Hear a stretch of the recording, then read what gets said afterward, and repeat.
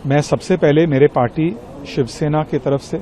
हमारे पार्टी के मुख्य नेता एकनाथ शिंदे जी की ओर से, जो महाराष्ट्र के डेप्यूटी चीफ मिनिस्टर है उनकी तरफ से, मैं माननीय प्रधानमंत्री जी का मैं आभार व्यक्त करना चाहता हूं कि उन्होंने दोनों सदनों के माध्यम से भारत के आम नागरिकों को संबोधित किया और एक प्रकार से उनके संबोधन के द्वारा जनता को आश्वासित किया कि पश्चिम एशिया में जो परिस्थितियां इवॉल्व होते जा रहे हैं, जो युद्ध का वातावरण है जिससे पूरी दुनिया इससे प्रभावित है, भारत के आम नागरिकों को, आम जनता को, खास करके महिलाओं को प्रोटेक्शन देने के लिए, उनको संरक्षण देने के लिए, उनको शील्ड करने के लिए, भारत की अर्थव्यवस्था को अधिक मजबूत बनाने के लिए, लोगों की परेशानियों को कम करने के लिए केंद्र सरकार पूरी तरह से अलर्ट है, सक्षम है, योग्य है, उनमें क्षमता है। और महाराष्ट्र की ओर से मैं कह सकता हूं कि महाराष्ट्र सरकार और महाराष्ट्र की जनता पूरी तरह से, हम शिवसेना के माध्यम से महाराष्ट्र की ओर से मैं कह सकता हूं, हम केंद्र सरकार के साथ, माननीय प्रधानमंत्री जी के साथ खड़े हुए हैं। हम चाहते हैं कि जो कम से कम परेशानी है वो हमें, जनता को हमें त्रास नहीं देना है। इसके साथ साथ जिस प्रकार से पश्चिम एशिया की स्टेटमेंट हो या आज केंद्र सरकार जो संशोधन लाने जा रही है जिससे महिला आरक्षण जल्द से जल्द हमारे देश में लागू होगी, बहुत अफसोस की बात है कि जब भी एक क्राइसिस आती है तो ऑपोजिशन का काम है कि कभी कभी आलोचना करना, ये उनका कर्तव्य है, मैं भी इस बात को मानता हूं, लेकिन आलोचना भी कंस्ट्रक्टिव होनी चाहिए, सकारात्मक होनी चाहिए। हर इशू को लेकर वे उस इशू का राजनीतिकरण करना चाहते हैं।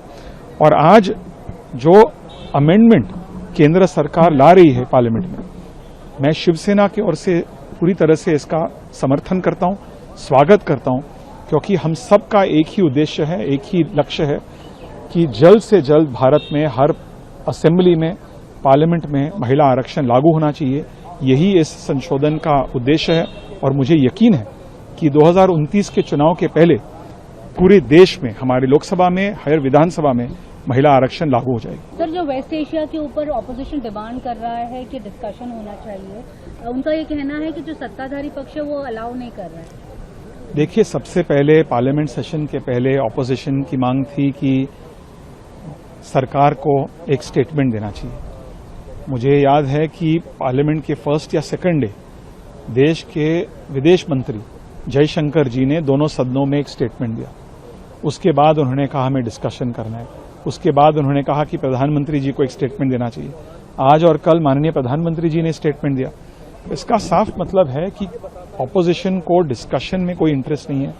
कोई कंस्ट्रक्टिव सजेशन देने में कोई इंटरेस्ट नहीं है। वे केवल इस मुद्दे का राजनीतिकरण करना चाहते हैं। आज मैं मानता हूं कि जिस प्रकार से वे पैनिक का वातावरण पैदा कर रहे हैं हमारे देश में, इससे देश का नुकसान होगा। और हमने देखा है कि जिस प्रकार से कोविड, जो कि एक अंतर्राष्ट्रीय क्राइसिस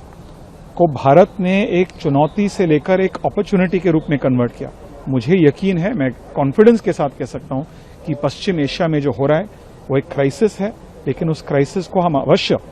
प्रधानमंत्री मोदी जी के नेतृत्व में एक अपॉर्चुनिटी के रूप में कन्वर्ट करेंगे। सर, आखिरी सवाल, जिस तरह से रिपोर्ट्स आ रहे हैं कि पाकिस्तान मीडिएट कर रहा है ईरान और अमेरिका के बीच में, मुझे इसके बारे में कोई जानकारी नहीं है। देखिए, मैं ऑपोजिशन के नेताओं को आपके माध्यम से कहना चाहूंगा, जब केंद्र सरकार के प्रधानमंत्री, जो केवल किसी एक पार्टी या एक अलायंस के प्रधानमंत्री नहीं, पूरी देश के प्रधानमंत्री है,